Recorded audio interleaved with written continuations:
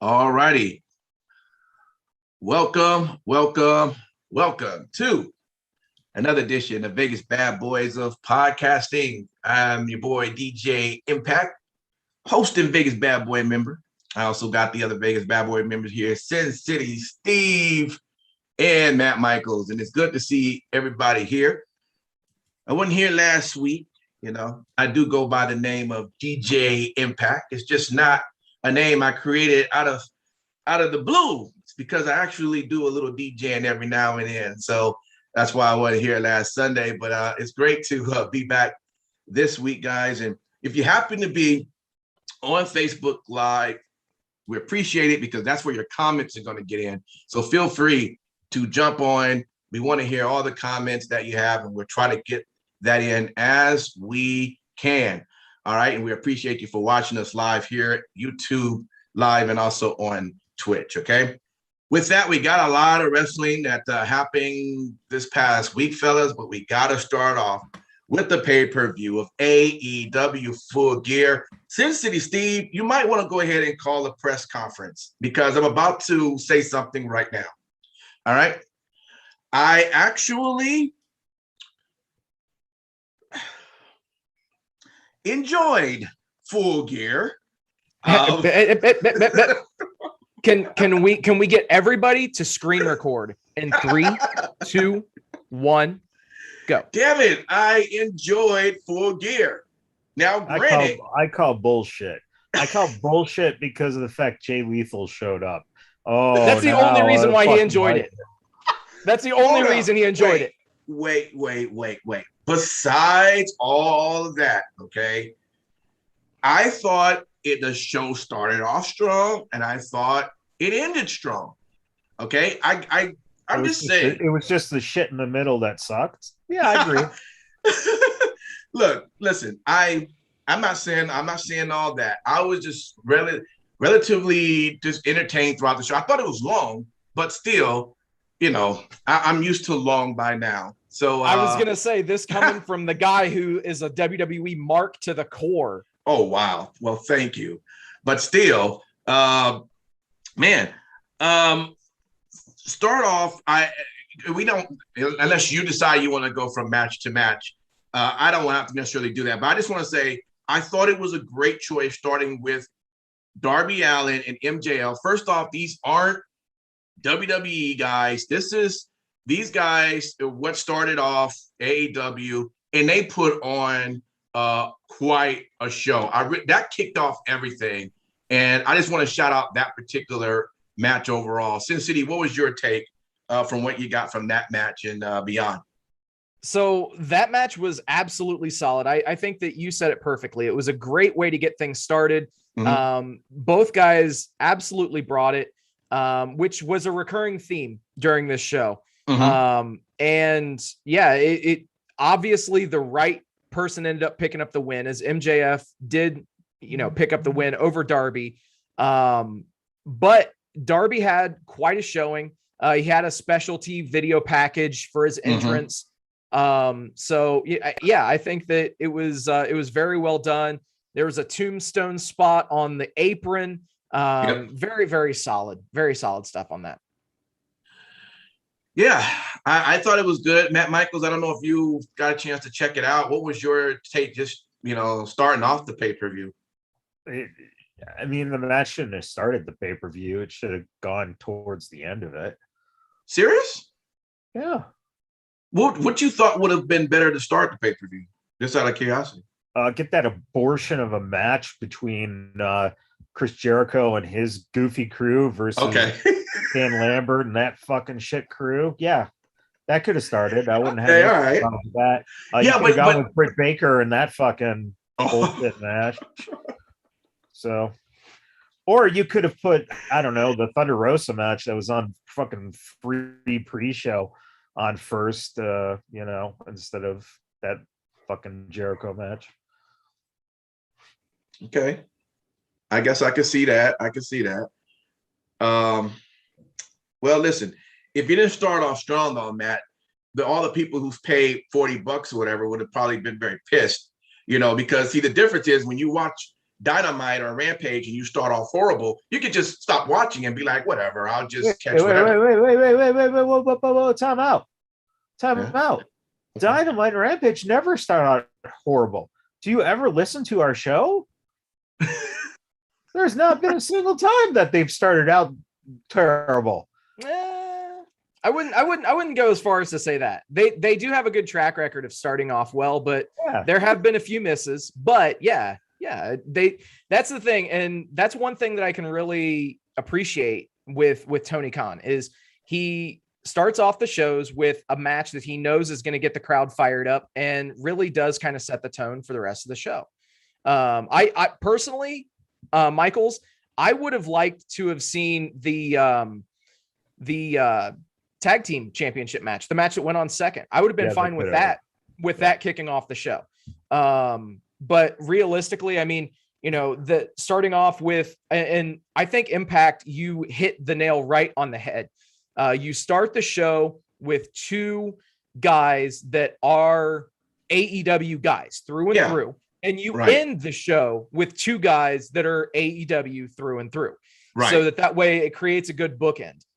So I definitely see your point with that, and that was well said. Because when I looked at the Miro and Bryan match, granted it was a good match, but I'm thinking what straightly came to my head was, this looks like WWE. I won't lie, I had that for a moment, and I was just kind of like, but at the same time, they didn't start off that way, and of course it didn't end that way. But if they would have started off with that, I would have been like, see, that wasn't a smart way to do that. You know what I mean? Promote you guys, and not feel you got to run and put on these guys that, you purchase all these big bucks for. No, don't worry. That's going to be on the show still, DJ. Sure. Yeah. What I was going to say, Impact, is, so obviously that match, kind of jumping ahead, but that match didn't necessarily feel like a Rusev versus Daniel Bryan match. I think that both of those guys have added new wrinkles and new moves and things that they do that have separated them, dare I say, pretty completely from their WWE personas. Bryan Danielson is definitely showing a lot more aggression than what he ever did. I know, laugh it up, Michaels. I don't care. But no, it's legitimately. It doesn't take, it's not fucking rocket surgery to think that Daniel Bryan is the same as Bryan Danielson as far as in-ring style. And what I mean by that is it's almost like as if the Bryan Danielson matches have a lot more of New Japan influence. You can tell there's a lot more strong style influence in the offense. And Miro, he's ramped up what he did in WWE as Rusev. So I think that both of those guys absolutely brought it. And for the first time in an AEW ring, for the first time in an AEW ring, we saw Bryan Danielson almost playing to a bit of an underdog type of a role. Because shut the fuck up, underdog role. Oh, shut the fuck. Oh, you shut the fuck up, bro. Who's gonna lose that match? Come on. Dude, legitimately, they made Miro look like an absolute badass. Something that was not done with Rusev since the beginning of his push when he came out in a fucking tank at WrestleMania. That was the end of that badass wait. You want to talk about a fucking tank at WrestleMania? I'm sorry. Who was playing video games when he first showed up at the fucking I'm AEW? Fucking well aware. Well aware. So don't fucking this is it. Now let's go to the fact that Miro should have won the match, but he wasn't going to because of Bryan Daniel. Son. Whatever the fuck his name is. But legitimately, if you want to take a look at that and mention, okay, yes, he came in and he was playing video games and doing the shit that he was doing. Just the character arc that he's taken since that time where he was, quite frankly, a fart in the fucking wind on debut. We all shit-canned his debut with good reason because it was completely lackluster. Debut? fucking try the first half a year to almost a year. Fine. We can even say that. That's completely cool. I will agree with that. But the mere fact that he has transformed that character, that Miro character, out of being the best man and a happy-go-lucky video game playing person into what he's doing now, being God's forsaken champion and God's forsaken wrestler. I guess I can see that.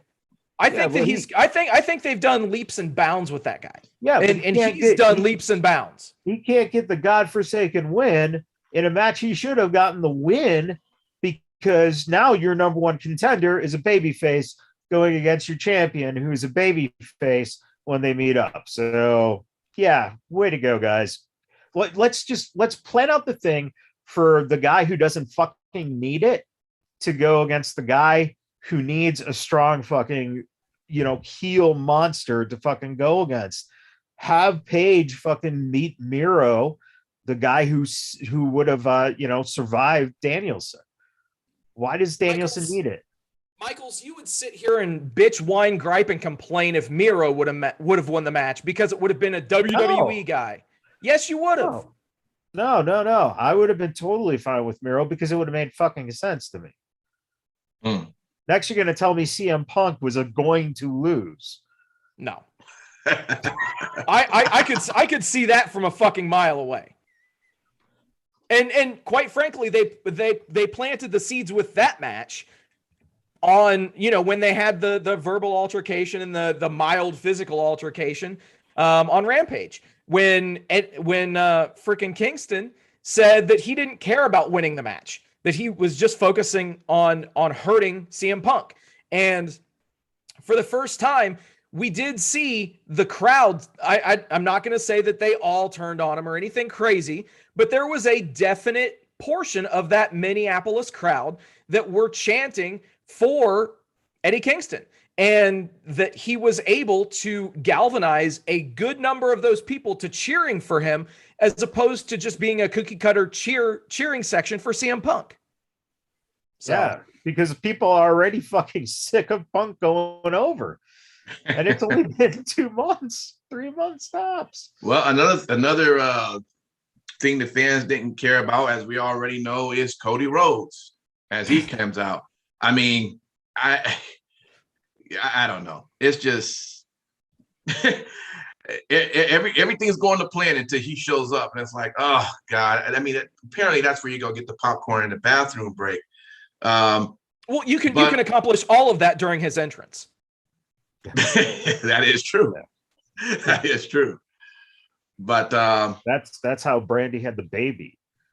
They started his entrance when she went into labor, and by the time he finished, baby was straight out. Bro, Cody Rhodes is the only person in AEW that has 2 fucking theme songs. Right. And it'd be different if one played before the match and one played after. But no, they play one theme while his specialty fucking entrance column comes down from the sky. Yeah. And then the other when his pedestal lifts him up from the ground. Get the fuck out of here. You talk about a wrestler putting himself on a pedestal. No shit. There we go. That's one thing, Matt Michaels, that you and I can agree on, is our disdain for Cody Rhodes. See, there we go. AEW bridging the gaps and bringing people together. Oh, you're going to hate me when I say I actually like Cody Rhodes. So elaborate on that, please. No, I like Cody Rhodes as a person. Oh yeah, I've heard good stories and stuff about him from people that I know and trust, without question. But as someone who, for the guy who demolished Triple H's throne, he decided to just rebuild the throne, but just spray paint his name on it. No, he didn't spray paint his name on it. He branded his fucking neck tattoo on it. To me, he had so much more character when he was in WWE that was more enjoyable than he was here. I mean, when he was doing the whole Stardust thing, I mean, it might have been kind of like, but it was character. When he was doing the paper bag over people's faces, it was great. Now it's like, I mean, there's no character to what he does, and it's just boring. At this point, he's getting go away heat. Yeah. He's getting go away heat. He's not even getting heel heat. He's getting go away heat. Right. And that's what you don't want. True. I do want to ask you this, Matt Michaels, on that same match. Tell me if you disagree with me on this. I think Malachi Black is just really, I just think everything they've done for him in AEW has just been right on. That you didn't get a chance to see in WWE. And I'm just curious, why do you think AEW got it so much quicker than WWE? I mean, WWE, yes, they had him, they had him rise when he was on that sort of, what was that little jack he would rise up on, and you would kind of have the little candles and all that. And that was kind of getting there, but it didn't go beyond that. But his entrance in here is just awesome. The way, what's your take? I mean, are you feeling the whole Malachi? You think they're doing a better job with him here than what WWE had planned for him? I love the fact that your whole assertion of doing better than revolves around his entrance. Well, I could spend another 5 minutes talking about his moves, but I mean, I just think overall it's I just find him to be entertaining just coming out just from that point. And I don't think he's bad in the ring either. He wasn't bad in WWE. No, I mean, he had his NXT run. That was the most notable thing. And that's why people had him pegged as doing more in the WWE. But, again, the difference is in the WWE, you already have an established hierarchy for years, right? And that's just with the wrestlers, right? Look, Roman Reigns, what has it been, 6 years, 7 years? So you got to crack that nut. You got to crack all these different, levels to get, into it. Whereas AEW, really, you just said it. It's like if Cody would remove himself from the situation, then a guy like Malachi Black is, he has already somewhere to go. Even right now, he's going around in circles because that's all we're seeing him go against is fucking Cody Rhodes. Why? It doesn't get the fuck out of there. Let the guy go on to do something else, Yeah. Why is he not going against Darby or teaming with Darby? That's your other macabre character, right? Have something like that. Get rid of fucking Sting and put fucking Darby and Malachi together. That actually would be really good. If it would make sense. If you would have, because they did, if you'll notice, they did have very similar face paint as well. That was something that I picked up on. Darby normally only paints his face with the white and black, but he had the dark blues and the light blues and stuff similar to what Malachi Black had. And yes, if you would have Malachi almost like taint or, bring out a different side of Darby, I think that you could totally spin Darby's character off. That's a great call, Michaels. Yeah, and you could do something as simple as have Sting cost Darby like 2 or 3 matches, and then have like Darby going against Malachi, and somehow the turn happens there. And then that gets Sting out of that situation and makes them logically coming together. I think that I really do think that'd be something. It's just goes to show that when you look at, no matter where you go, you're always going to be fighting what is considered the top level, then the next tier, next tier, next tier. And fans are never going to agree on who should be utilized how, because everyone has their favorite wrestlers or thinks that they see something in someone, but there isn't necessarily a place to see, more development. So I think it's a great example. I think just as the reverse can be said for like FTR. You know, I think that they've just been a complete just fucking spinning in the circles shit show. They haven't lived up to what they said they were. Mm-hmm. And I think that, you know, that's where you see, you know, some of the problems come in. And if you get to a certain point, that's the other thing. Where do you go? AEW is now starting to get kind of stocked. And boy, if more of the ROH guys come in, like where are you going to put everyone? This is problematic potentially on that idea that you had a company who was going to really focus on just showing you stuff that you're not seeing in WWE. And now what you're going to be seeing is a lot of those people getting lost because of that fact that there's just going to be so much talent signed that you could put on 7 shows in a week and it's still not going to get, you know, they're not going to get all the exposure they need. I agree. And let me ask you this, Sin City, just one thing about this show. So we all know that WWE, they try to stay away from the term wrestling and more towards the turn of entertainment. But what I found, even starting with the MJF match, Darby match, and just going forward, dude, there were a lot of spots in this overall show that in terms looked more for entertainment than it did for wrestling. And I'm just wondering, are they maybe taking this role of becoming, I mean, they'll never say it, but being more of an entertainment form of wrestling than really performing wrestling? Because I know they start off saying that they're going to actually give fans the wrestling aspect of it. I mean, the thing is that you can have spot fests, you can have entertainment type components to your show, but they have a lot without alienating the wrestling aspect. And realistically speaking, if you were to get just straight wrestling on a show, you're of course going to have your wrestling purists that will tune in. But where the magic lies is when you can find a good synergy between having pure wrestling and having entertainment aspects. And that way you can bring both to the table. I think that what Tony Khan and, you know, anybody else that did any kind of booking on the show, I think that they proved that they can have some entertainment aspects without making things over the top or corny or, you know, any kind of extremely dated jokes and things of that nature.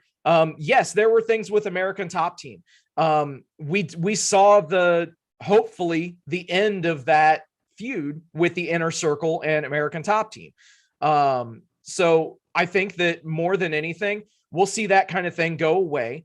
But in terms of the entertainment aspect, yeah, you're gonna have certain things, but the important thing is to not lose sight that it is a professional wrestling show and that it is an entertainment product. That's where I think WWE lost a few people, is that they devote a lot of their programming to the entertainment aspect and not so much to the in-ring professional wrestling aspect. I don't know. I'm gonna have to take a look at that and see if what you're saying is, because I'm gonna tell you, as much as I enjoyed the MJF Darby match, again, they had their spots where they started off where, you know, they were doing the whole, you know, I'm coming to attack you, but it's counter attack, to a point they stop and everybody go, ooh, great. Then they have their other part in the match where they're doing the rolling around the ring while they're trying to pin each other. And they completely rolled around in a circle in a ring. And I'm going, what is that? You know what I mean? And so there was lots of just that entertainment that I'm like, okay, and I don't have a problem with it, but it just didn't look like it was so much the wrestling portion. It was more, and I don't see that like that constantly in WWE. That's all I'm saying. I have to point out, okay, I don't think that I have ever seen a dive from anyone since I've been watching pro wrestling like Darby's dive where he hit MJF going about 100 miles an hour. That's true. Obviously that's hyperbole, but Like, dude, the impact of that was just insane. No, I get it. Yeah, very solid. Let me let's go right in just to pretty much just to end it the whole show. Kenny Omega, Hangman Page, of course, that's the main event. I listen, I'll be honest, I haven't watched the last few weeks of either Dynamite or Rampage, but I was a little confused, and maybe you can tie this up. Apparently, Young Bucks, when they came down, I'm thinking, okay, here we go again. Every time we see the Young Bucks, they're about to pretty much help get Kenny Omega some sort of way to win. And I thought, man, why can't we just never have a straight up match? But hey, apparently he nodded at Hangman, and there was a straight 3 count. We all kind of figured it was going to come to the win, but the Young Bucks is the part I was kind of shocked at. What was your take on this match? And did you see that coming, or had they already been kind of leading that was going to happen kind of with this? So one thing that they did was they did have a backstage vignette with Paige and the Bucks, and the Bucks were back cutting a promo. Brandon Cutler was with them, filming the promo, and Paige comes into the shot and just asks to speak to the Bucks, just as straight faced as possible. Mm-hmm. And he point blank apologized to the Young Bucks for costing them their World Tag Team Championships forever ago, and basically starting the entire thing. And both of the Young Bucks looked at him like, what are you doing? Why are you saying this? And he made it known that he wanted to have a straight up match with Kenny, and that if they ruined that Hangman would make it his life's mission to ruin the Young Bucks. And you saw obviously right there at the end of the match, like you mentioned, because I thought the same thing. I was like, oh fuck, here we go. Same bullshit as it's been for months. Yep. But then, so Hangman hits the buckshot and he hits Omega in the back the first time. And Nick Jackson was out, and he kind of nodded to him as well there. But then after he hits that one, then he goes to the other side of the ring, and Matt is over there, and Matt nods to him solemnly like, yeah, go for it. And then he hits the buckshot, which ends up being, the final move in the match. And I think more than anything, it was all right, you've got it. And because they have had years and years of friendship before their little boil over and before their little spat, they were stablemates. They were, even before that in the Elite, they were in the Bullet Club together. They did stuff in Ring of Honor together. Yeah. So it was one of those things that, they have this extremely long lineage with one another. And I think that it was good that they weaved all these different layers together.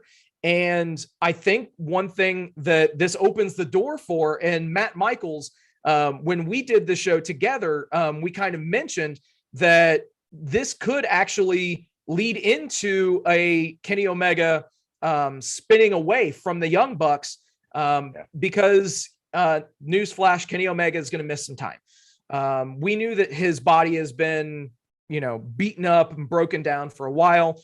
So it wouldn't really surprise me if what we had talked about, Matt, comes true, that Omega misses some time, and that Omega comes back on TV and mentions the fact that the Young Bucks didn't even reach out to him, didn't even call him. And now they can throw in that wrinkle of both, like he's seen the footage, and that both of the Young Bucks nodded to Adam Page before he hit the buckshot. So I think that is a wrinkle that, they did mention it when Matt, nodded to him, but they didn't so much mention it with Nick. So I think that it's something that they will interplay that. And let me ask this quick question to you. Sorry about that, man. Matt, and I'm gonna give this to you, then we got to move on. But with we can probably all agree, or maybe two of us out of the three, that Kenny Omega as champion for AEW was like whatever, blah, whatever. No one seemed like they really care. But do you think this is a game changer in any way? Now having Hangman Page, the champion, that now being the face of AEW, that we're going to get something a little different in terms of fans being more engaged and knowing now that they have a champion that they enjoy and believe in. Do you think that, or is it going to be maybe the same? No, I think the fans did have a champion that they were engaged and believe in. It's Kenny Omega. The AEW fans love Kenny Omega. It's you just don't understand Kenny Omega the way that Okay. Seriously, because you never watched, outside of the WWE I'm stuff. just, dude. Listen. I've watched enough of Kenny Omega coming out, and outside of maybe this particular pay-per-view, just other shows. Anytime you come out, there's not necessarily a huge pop for him to be their champion. He's a heel, and that doesn't matter. It doesn't matter. Heels get pops too, even if it's a boo. Yeah, the thing is that you have to understand just that plain fact that Kenny Omega there's a reason that he was champion. There was a reason he was champion for a long while. It's because this is, the same reason Jericho had the belt for fucking ever for no reason, right? It's because these guys were respected and they could, carry that aspect. Honestly, Page is going to be an experiment because he's the first guy that they're going with that doesn't have a huge reputation. And the question will be, is he going to bring in viewers? If he doesn't, CM Punk has that belt within 6 months. Wow. I wouldn't say CM Punk. I would say Danielson. Or Danielson, yeah. I mean, I think that him winning the championship is sort of a hedge on that bet, or the championship tournament. The tournament, yeah, it could be. But that's where they go. That's where they go. If don't forget too, the problem they've had since October 6th, they haven't cracked 1 million. So that's another thing, is were they in a repetitive cycle, even though they just brought in 3 big names, and now you're going to be seeing, some other names coming in. So, it has to pay off in some way for them to continue signing people. And we'll see if Hangman doesn't live up to it, man. He's dropping it. So, yeah. All right, man. Good stuff, man. Overall, like I said, great pay-per-view. One thing I will say, I enjoy having a different stage set up, something that we don't get to see in professional wrestling. So I did notice that, and I enjoyed that as well. So overall, I thought it was pretty good. So there you go. Press conference closed on that. Let's go over to WWE as we're leading up to the Survivor Series. We had Raw. We'll kind of talk about both Raw and SmackDown. So anything that stood out? I know everything has been leading up to the teams that we have, which of course was put together the week before last. What did you guys think about the Adam Pearce thing with Dominic Mysterio? Was that, what the swerve there? Did you think Dominic was going to be a part of the group originally, or you knew they were going to figure out a way to get his ass out? It seemed like it was going to be the Dominic turn. Now I got a feeling that it will be the Dominic turn. I got a feeling that Dominic fucks Ray somehow. He costs Ray somehow in this match. They're leading up to it. I got to, honestly, let's be realistic. In my memory, I can't think of a father versus son match at WrestleMania other than Vince versus Shane. Okay, so that's where I would place my bet. They're playing a long bridge to it. Was happy that Dominic, because honestly, let's be realistic. One of these things did not seem like the other, and it was pretty evident. Unfortunately, it was Bobby Lashley who took him out. But I do like this idea, though, that Bobby Lashley's biggest destruction comes against young sons of wrestlers, because apparently he can't beat anyone else now. but damn, he can take care of a 18 to 24-year-old kid. Bobby Lashley single-handedly kills the 18 to 24 demographic. Yeah, exactly. Yeah, exactly. in the ring, of course. Yeah. No, the only thing that I would say is it's probably the most WWE thing to announce your Survivor Series teams via social media on a Saturday and then change them at least do whatever the motive is behind it, to make at least 2 changes the following week in your programming. Like they announced the Survivor Series teams out of nowhere, didn't hype them up whatsoever. They announced them on social media. And then immediately after, they're changing the fucking teams. Let's just hope that they make something good out of it on both sides. Well, I guess in terms of social media, I guess that's their way of keeping people engaged. So you have that part for doing that. And of course, the network, I mean, the show itself now keeping people even more engaged. That's my guess. But yeah, it'd be something else too if it was like if they took like Kevin Owens. Let's say Kevin Owens is in it and they take him out, then that would be a little more like what? But it was Dominic. Same on the SmackDown side, the Sami Zayn thing. Now the Sami Zayn thing though makes perfect sense in terms of that character now. Next week going to show up and he's going to be so out of his mind that he's being screwed by everyone. Right. The conspiracy theorist. When do things stop being a conspiracy theory? Exactly. You know, especially too with Jeff. I mean that promo in the mirror was fucking brilliant. I've seen it done before in different entertainment aspects, so I knew exactly what was going to happen when they pulled away, that he would be doing it in a mirror. What I didn't expect was the camera to turn. Jeff Hardy is standing there with his creepy ass closed eyes that are open. And then Sammy's just like, how much of that did you hear? All of it. Right. How was it? It sucked. Like, right. Hey, all right. It'd be interesting to see what they're going to do on Friday with that final spot, essentially.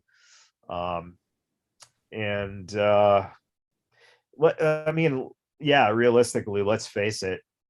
The problem is Survivor Series from its inception has had one major problem, and that is there's been nothing to winning Survivor Series matches ever. So does it really matter who wins? I mean, it's supposed to give you some sort of a bragging rights, but they don't really brag after that. Even when it's over, it's like, I mean, they brag. It's funny. They brag more leading up to the series than after. When it's over, it's like, it's almost as if it never happens. But leading up to it, it's like, boy, I hope SmackDown wins. I hope Raw wins. But after they have, I nearly forgot until I think it was Cole that mentioned Friday. I think he had mentioned that Raw had won 5-0 last year in their matches, so I forgot that, you know what I mean? But you're kind of like, why would that not be something you pump up all the time? And so it's, I don't know. There's one thing that would be smart is, okay, so you could incentivize whichever Survivor Series team wins their respective matches, that those people get certain numbered spots in the Royal Rumble or something of that nature. I mean, that would be legit. But what's so interesting about it, Survivor Series has always been one of the top 4 major pay-per-views, and it's lost its lackluster. Now, I mean, Royal Rumble still is hot, WrestleMania still is hot, SummerSlam is still as hot, But Survivor Series used to be kind of more entertaining back in the day, but it's lost what it was supposed to do. Am I wrong on that, Michael? Well, but you gotta take into consideration Survivor Series was done out of one reason, and that was to continue to make money on Andre and Hogan. It's the only reason it came together. It also was the second pay-per-view they ever did in terms of adding pay-per-views. Okay, so and then the next year you add SummerSlam to once again kind of round out that year of Andre and Hogan and set up the Savage Hogan stuff, and then go to SummerSlam or go to Survivor Series with the same intention. The difference is when the 4 pay-per-views were around, that's all it was. Right. And you also only had Saturday night's main event, which I think the equivalent was 6 episodes, roughly 4 to 6 a year, because of the off season of Saturday Night Live is when they would do those. So, you know, essentially the difference that happened was the Rumble. Then they incorporated the idea the winner gets the title shot. Okay. Right. Got something there. WrestleMania is your big show. And then SummerSlam is your secondary, you know, showcase. Right. So with all the other pay-per-views going on, it just Survivor Series lost the whole reasoning to do that. Back in the day, the reason they set it up like this is because it was a payday for those guys. And that's essentially really what it was doing. It was like, hey, we can go off of the popularity of, you know, Hogan and Andre's feud, or setting up Hogan and Mach, or Hogan and Ultimate Warrior, and every single other person who gets on this gets paid. But then they started adding the singles matches, and that is what basically took it away from Survivor Series matches. And then they started incorporating them back when The Rock debuted in '96. It's when they had like 2 per year. And then '98, they go ahead and they just do the whole championship tournament. So, yeah, you know, then they work their way back to having more Survivor Series matches. It's a dated concept, but at the same time, the problem is that they haven't fully invested back into those matches. And I think that, you know, Steve's suggestion is a pretty decent one. Give some kind of merit to the winning team with Rebel Royal entrance.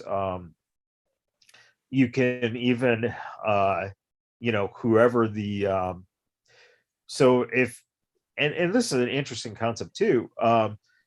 Let's say that Raw versus SmackDown Survivor Series match, the winners, the sole survivors of the match, they all get, or that person gets, the championship match at the Rumble. That's another way to look at it. Yeah. Because then that would give you a little leeway. You could have then just a one-on-one match at the Rumble for the belt, or you could have, you know, up to a 6-way scramble, which, you know, at least it would do something. Let me jump in here. We got a couple of comments. Jade simply said it became cheesy, talking about Survivor Series. So yeah, right on point on that. And Chris says, look, Survivor Series stopped being important, or I should say, quote, important, end quote, when they stopped assembling teams out of storylines and feuds and just started assembling teams at random on social media. It's like they're not even trying anymore. I think lately they put teams together by asking talent backstage, quote, hey, do you want another paycheck or do you want the night off, end quote.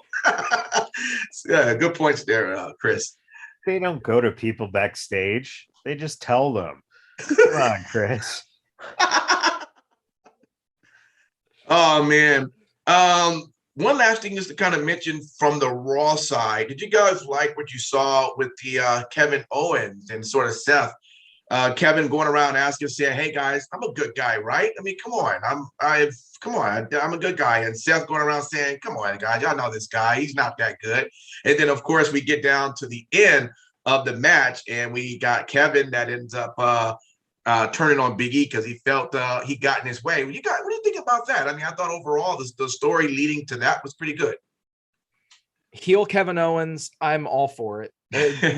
Let him end his time in WWE as a heel. That's what I have to say. I think that realistically, KO is his best when he's a heel. So let him at least wreck shop and do his thing that he does the best as he leaves the company. You know, he just has a couple of months left on his deal, and yeah, let him be a heel, even if he's, you know, doing jobs for Big E and putting everybody else over. Great, that's fine. They need somebody to do that and establish their baby faces as you know, even more legitimate than what they are. Yeah, and pretty soon he'll be doing the jobs for Danielson and of course. So it's like, you know, it gets him ready. He's gonna go in circles. That's the whole thing, though. These guys are gonna go in circles. He's not a guy who is your he's not the guy who carries your company. And that's unfortunate, but it's true. And that's what you're seeing here. It gives Big E a potential opponent for the next, you know, month or so. Mm-hmm. That it gives him a Rumble match opponent is what it does. Yeah, well, if Kevin's still under contract, I don't know exactly. Lord knows if it's January or February, so I don't know. Yeah. That's the only if he's around that long. Yeah, exactly. But I totally agree. If he's around, that's it.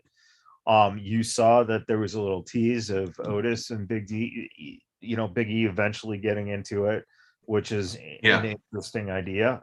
Someone that you haven't seen in the mix.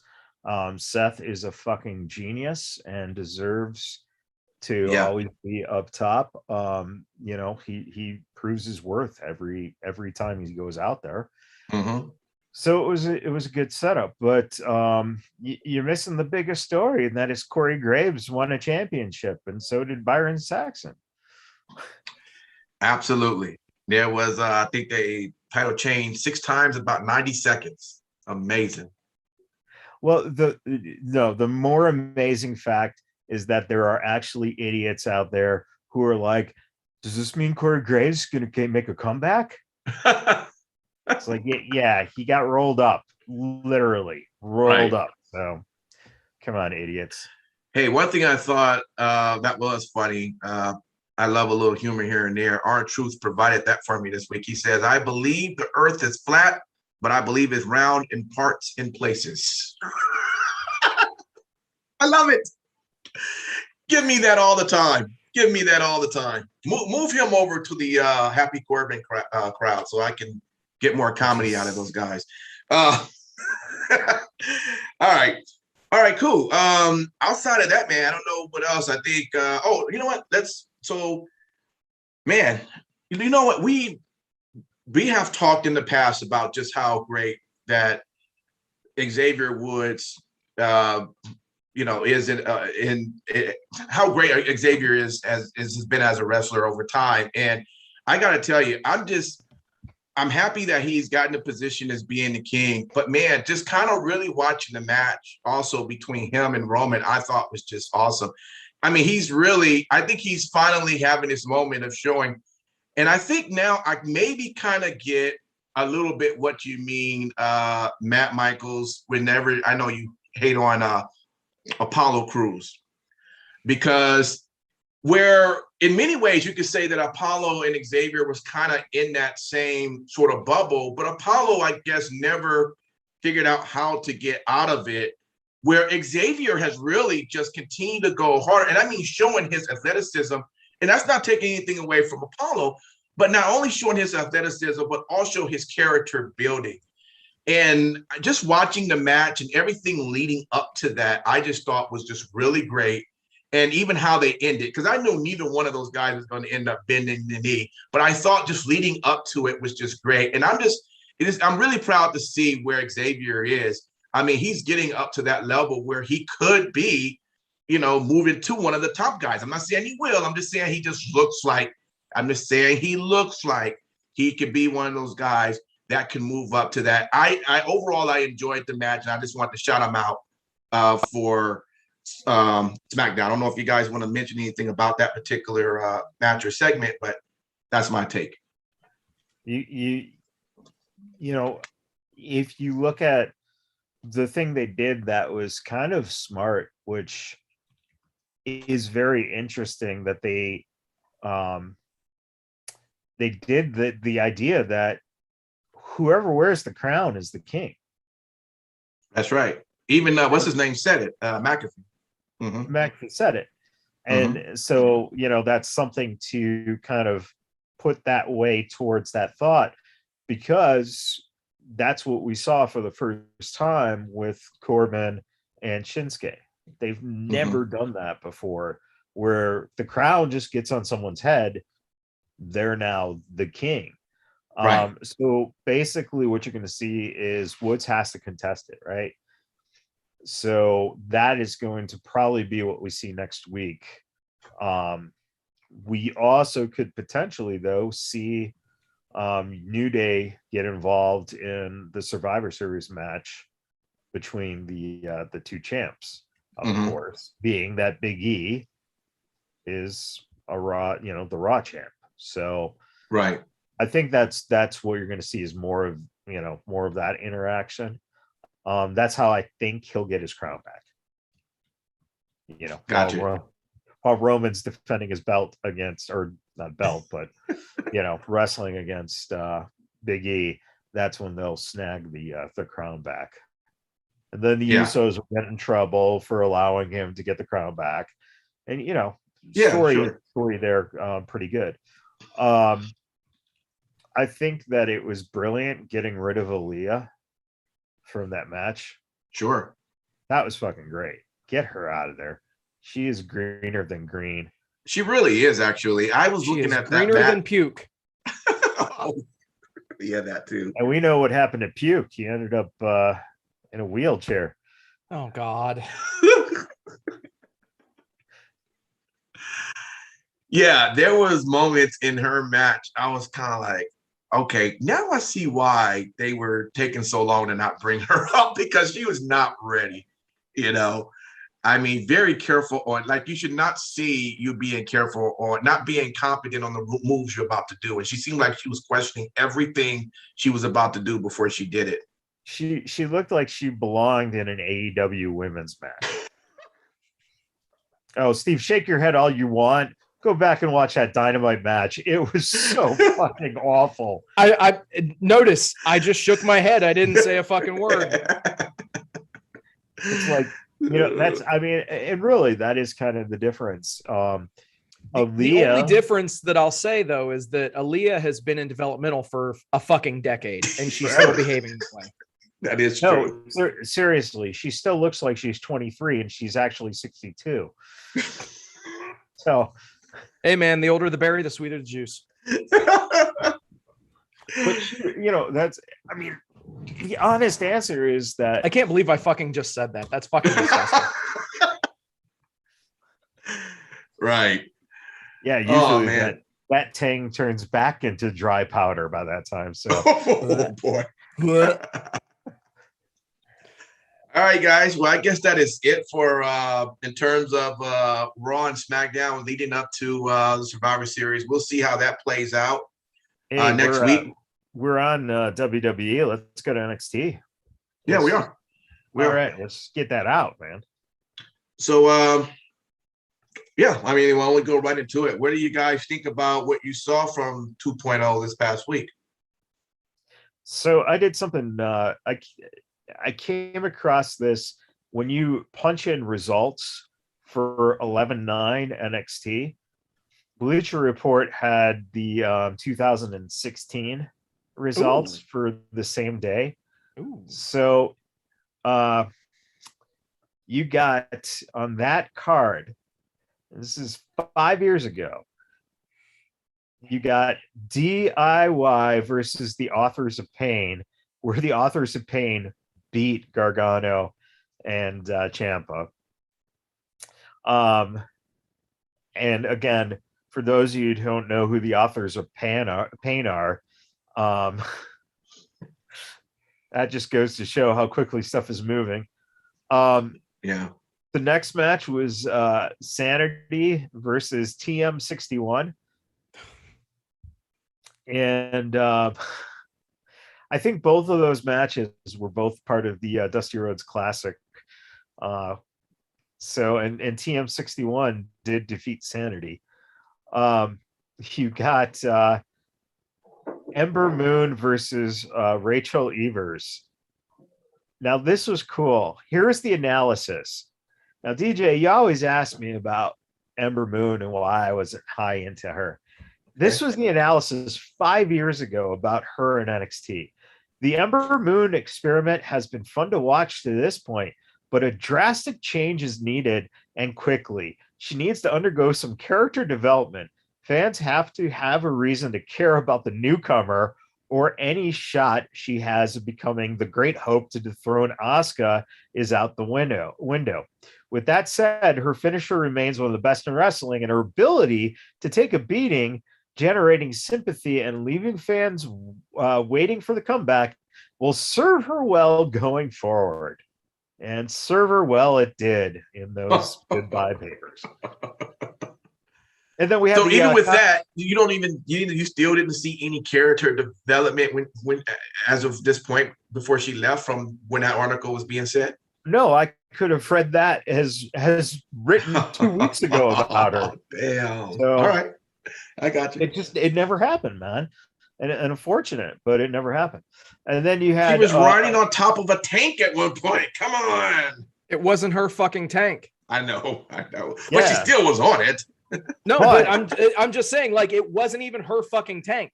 And we'll go one step further with that, and that is now the person whose tank it was actually gets a character upgrade, and now she's fucking hot shit on SmackDown.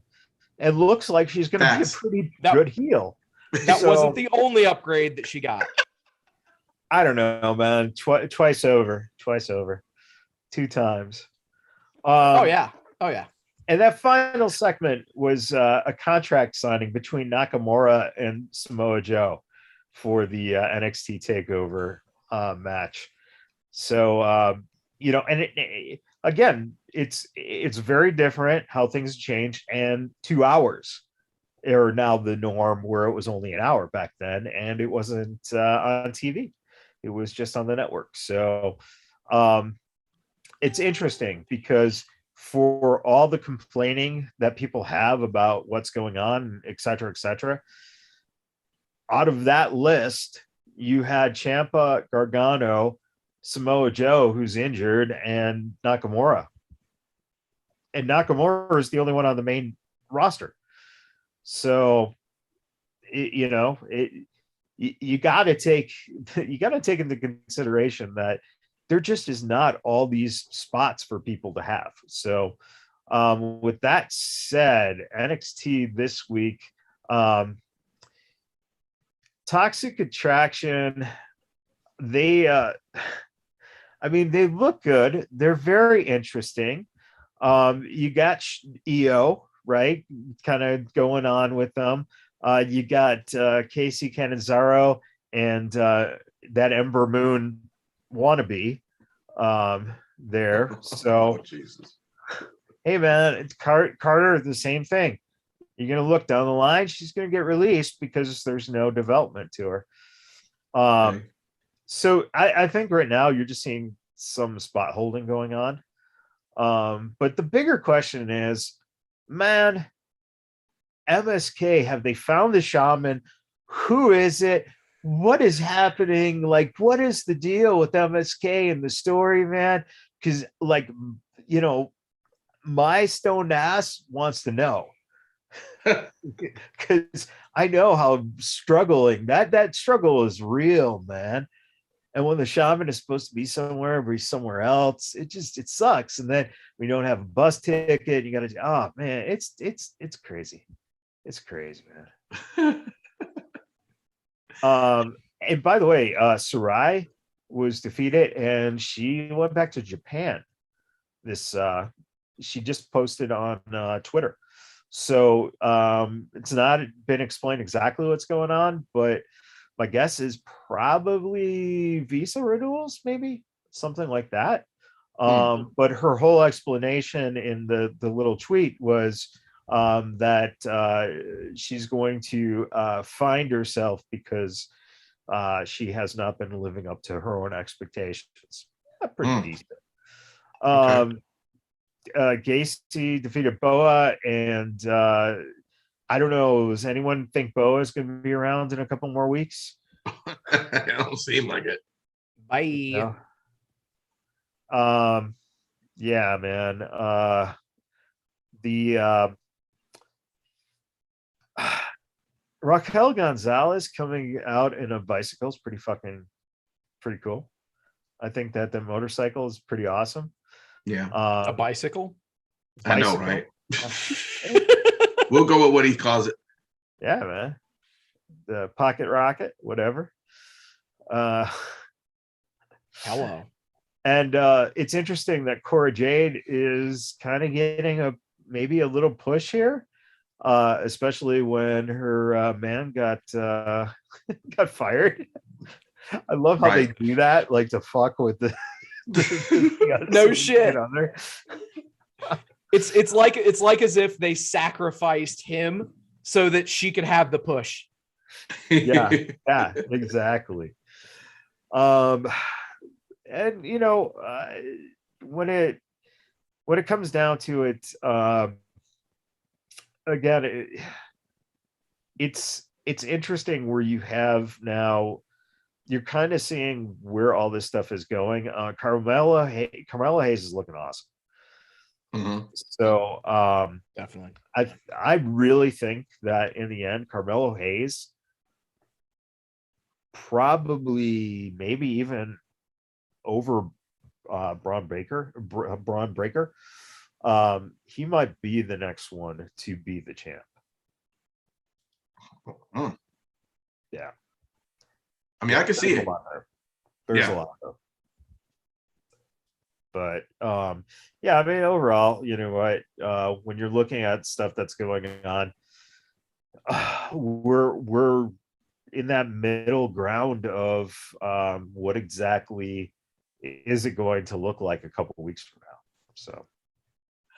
So guys, are we going to get any more? And I know that you probably don't know, or maybe you do. You know, y'all read more than I do in terms of what's happening in the industry. But do you not think we're going to get any more? I guess no more takeovers, or at least any more like big pay-per-views from NXT.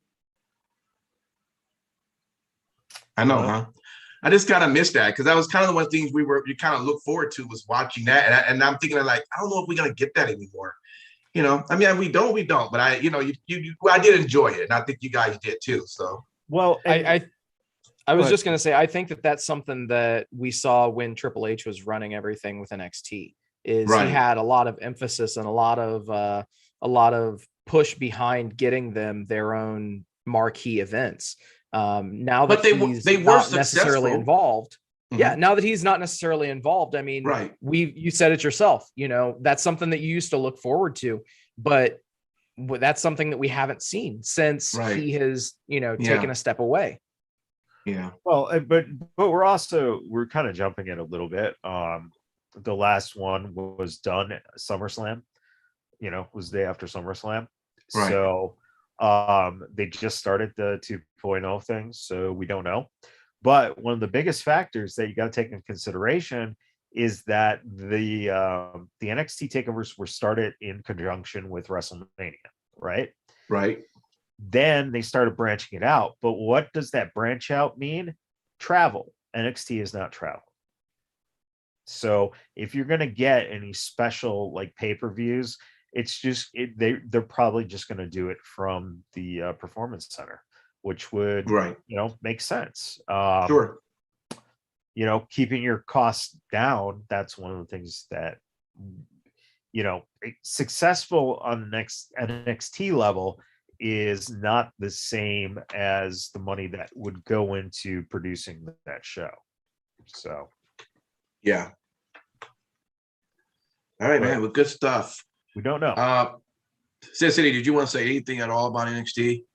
It's no big if you did. I didn't hear much, so I just want to make sure I got you. No, so I think that you guys hit the nail on the head, and unfortunately, I think that as we were talking about the takeover stuff, I think one thing that we're almost forgetting about is they did announce War Games, so that is slated for December the 5th, which is a Sunday. So I mean that seems almost like a takeover to me, you know. So it is. So essentially, yeah. The sad part is that it basically would be a takeover, but we're not adding the emphasis to it, and it's not at the forefront. Right. So I think that we're still kind of putting the pieces where they need to be with NXT 2.0. We'll see where everything shakes out. And the other thing too is that might be the thing that they're going to do too, is call it NXT War Games, call it NXT, Halloween Havoc, that kind of stuff, right, and get rid of the idea of the takeover title. Yeah. All right, guys, good stuff. Impact Wrestling, how exciting. Things are still going on over there. Of course, after Bound for Glory, there have been several TV tapings that took over, and they've been playing out onto TV. So hopefully you got a chance to keep it up as I have. Everything now is leading to Turning Point, which is going to happen this Saturday on Impact Plus. That's set. You're giving me a look. What happened? No, I'm just giving you a look because for those of us who, we're here in Vegas, we kind of, we're at the TV tapings. Yeah. I forget that some of us just decided, I'm not a big enough fan to go to the Impact TV tapings. Boy, you could be an ass to a hole. I tell you that, man. But anyway, yes, Turning Point is going to happen this Saturday. And it's going to be back here in Vegas, which is exciting, at Sam's Town.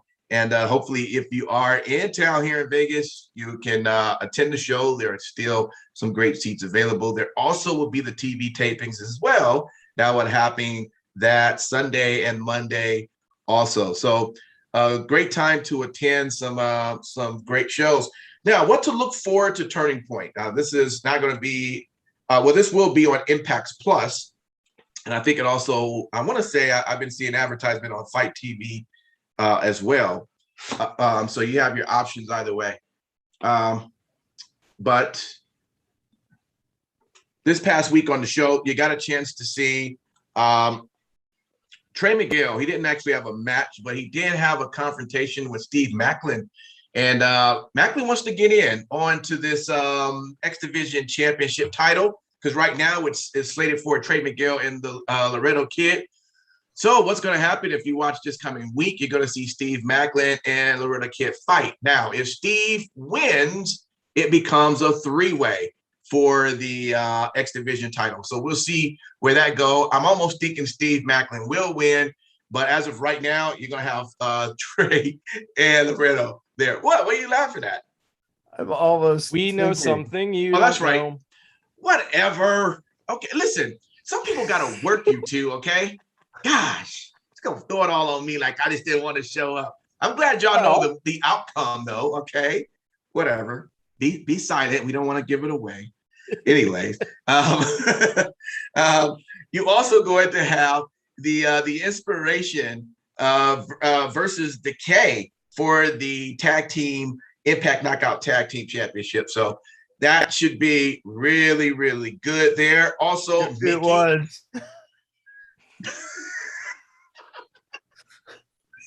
Oh man. You know what? One day I'm gonna have my control over the control of mute and throw you out the chat room, and then I can have the show all to myself. At least a segment. Mickie James versus Mercedes Martinez. You're gonna get a chance to see that knockout championship as well. One thing I guess you guys did get a chance to see though from the match. You got a chance to see Mercedes Martinez fight Madison Rain, and that looked like that was really good. From what I've seen on TV, and again, I guess you guys were there, but that was a pretty good match. Seeing both of them go at it, so we'll see how this is going to come out for the title for Turning Point coming up this weekend. One of the matches that was on this past show was the Bullet Club versus Fin Juice, and that was the number one contenders match to go against the Good Brothers. And of course, the winner of that, go ahead, Sin City, who won? The Bullet Club. That's the match that we weren't around for. Sorry, bro. Okay. What, you went to night one tapings, but not night two, or something like that, or vice versa? No, nachos. Oh, it was nachos. Oh, damn. No. I'm just being an insufferable prick, and I'm not gonna play your game. That's all that it is. Whatever. Chris Bay, they did not leave out for nachos. They enjoyed the match. Okay, and so hey, at least we were there for the match. Ever, man. You know what? I'm attending all the shows this week now, and I want to see you guys there on each one of them. Well, you gonna go Sunday too? Yeah. Good luck. Yeah, that's a good question. Oh, that's right, huh? Can we let's just record live there? How about that? Oh, we can roll our camera, sure. Yeah, I'm down. Yeah. All right. Anyway, so you're gonna get a chance to see the Good Brothers in the Bullet Club for the World Tag Team Championship there. And of course, on the show, we wanted to see who was going to go against Moose for that Impact title. And Sin City, stop laughing, because when you laugh, it makes it seem like you're laughing at me, and I don't like to be laughed at. You know, I'm very sensitive. I would never do such a thing. Okay. Matt Cardona versus Matt Cardona. Okay. Versus Eddie Edwards. I don't know what you're talking about. That's about right. Versus W. Morrissey. They have the number one contenders match to see who would face Moose for that Impact title. And of course, we got a chance to see the winner of that great match. It was Eddie Edwards. Now, guys, if you don't know this already, yes, Moose and Eddie Edwards, they will be going for the Impact World title at the Turning Point. But we got a chance to interview Eddie Edwards and how exciting it would be. Now, normally you get wrestling talk on Monday's release. You're going to get it now on Tuesday, because on Monday's release, you get to hear our interview with Eddie Edwards, and it's quite exciting. We were thrilled to finally be able to have a talk with him, a discussion, and I think you're going to enjoy it. Make sure you tune in and hear just a little bit more about Eddie Edwards. He's been in the business for a while, and if you're not familiar with that, he would definitely kind of give you some insight on his career, and I think you're going to really enjoy it. And then after that, you can prepare to watch him fight Moose for that title later this weekend, and we'll see what happens. So don't forget, Eddie Edwards, you're going to hear Monday. But yeah, that's the way the card is looking right now for Turning Point. Pretty good card. If you're not able to attend any of them, again, it is Impact Plus, which I want to say it's around $7.95 a month. You get access to not only the Turning Point event shows, but also their library of so much of their content, and it's definitely worth it. So yeah, that's pretty much Impact Wrestling.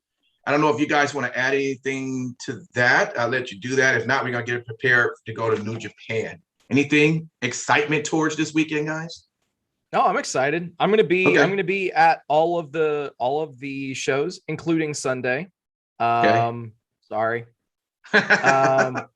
No, I took advantage of the 3-day pass, so sure. I will be there for all three shows. And it's gonna be great. If it's anything like how things were the last time that they were here, I believe Turning Point itself is sold out. But I believe that the two TV tapings, there are still a few tickets available. But I didn't want to leave it to chance, so I just picked up the 3-day pack. Smart. All right. Well, good stuff. You just want to go titanium bowling with Rahit and some of the crew, huh? Right. What if I am? I know, right? I'm just saying. I'll be the jealous one over here for sure if you do.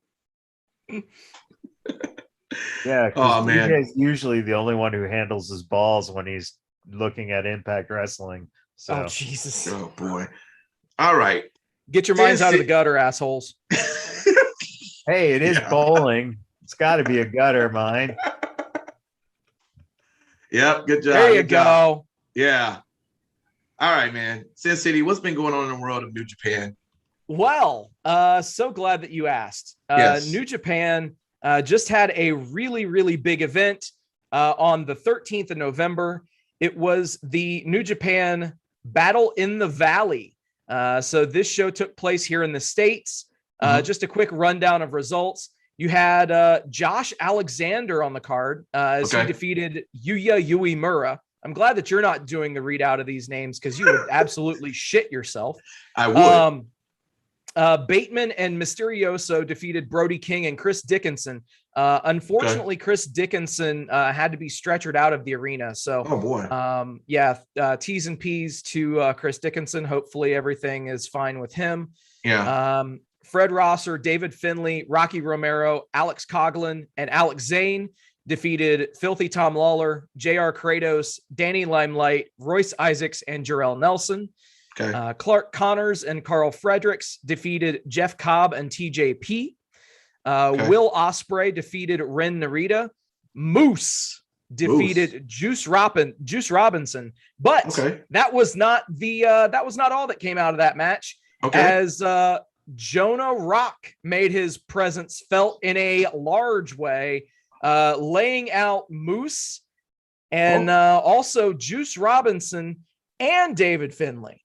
Whoa. So, Jonah Rock, the former Bronson Reed in NXT, is now a full-time member of the New Japan Pro Wrestling roster. Nice. So, for all of you who had him going to New Japan on your cards, right? Chalk that one up as you getting one right. Congratulations.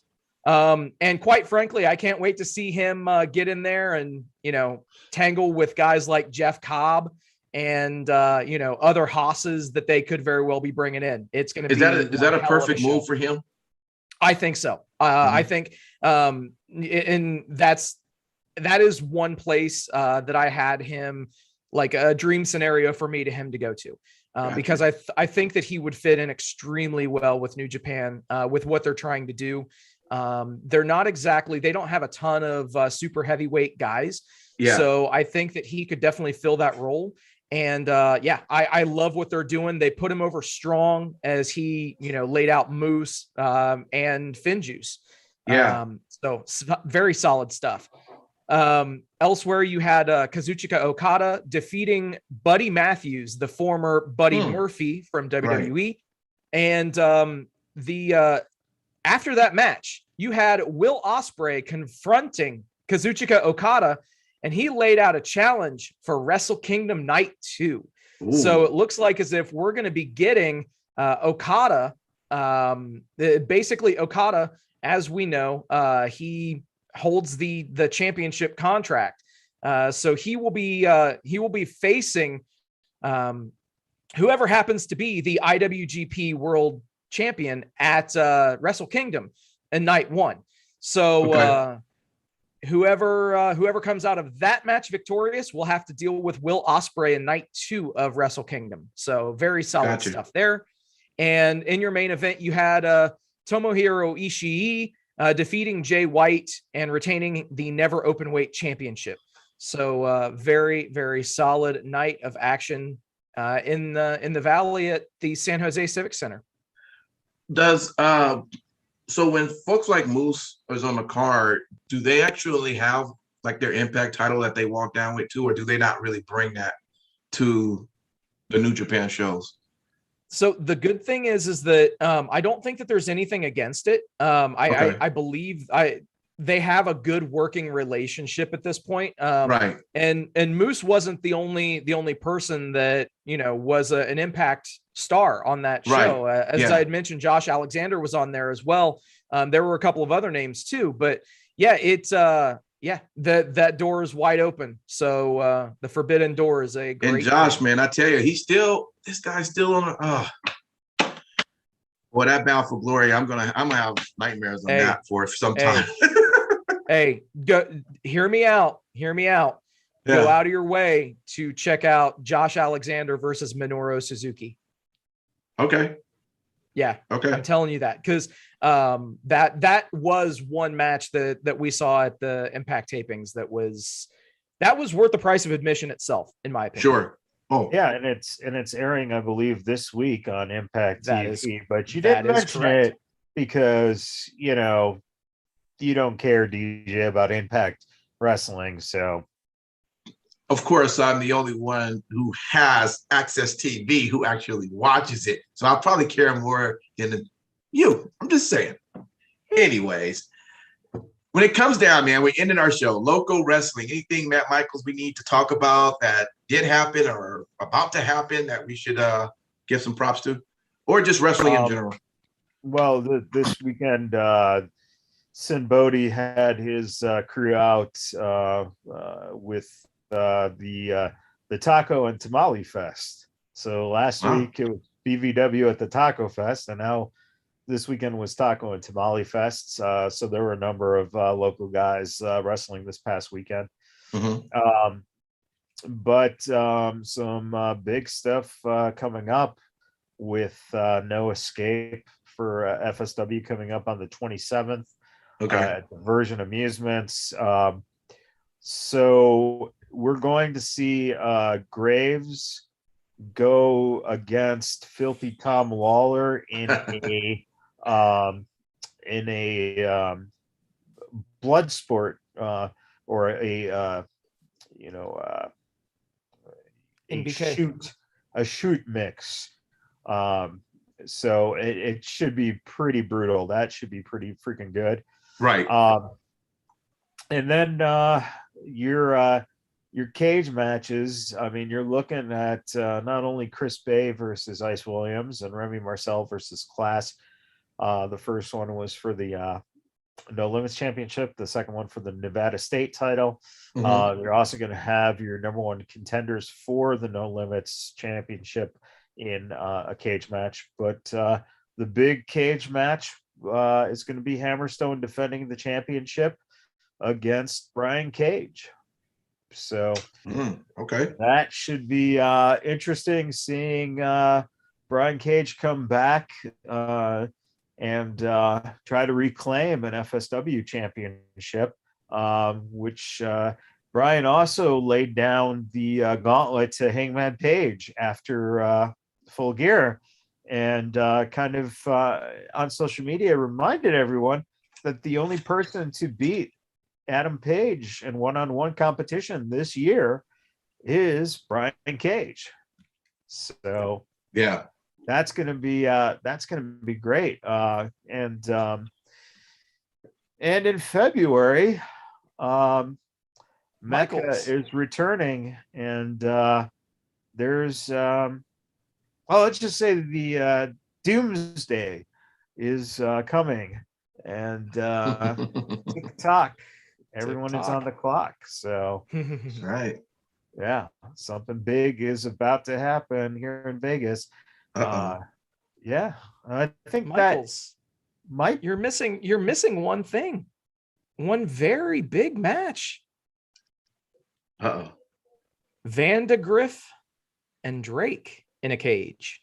Yeah, Vandegrift and Drake in a cage, absolutely. But see, the thing is, Steve, is that there'll be more about that coming up this week, because Damian Drake is going to have some words to say with us here coming up.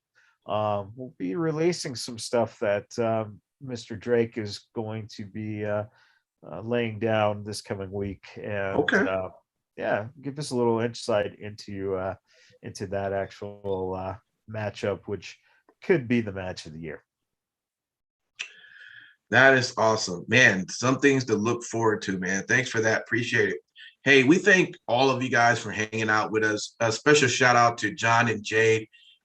We shout you guys out because you're the one that really kind of helps us keep us going, especially financially. And we thank you for what you're doing with that. If you out there want to help us out in any way as possible as we continue to promote Vegas Bad Boys through our social media, you can do that too. You can Cash App us.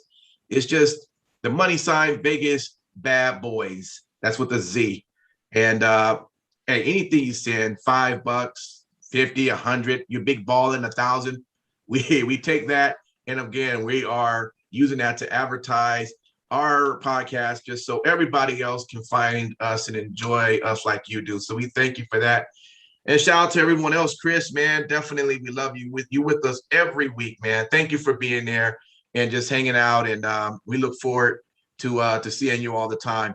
And for those who may not necessarily respond, but we know you're listening, we thank you and we appreciate you as well. So that's our wrestling talk for today. If you are watching us live, we'll be back in a moment for our 3-count topics. Very good topics this evening. I think you will enjoy and want to have your input into.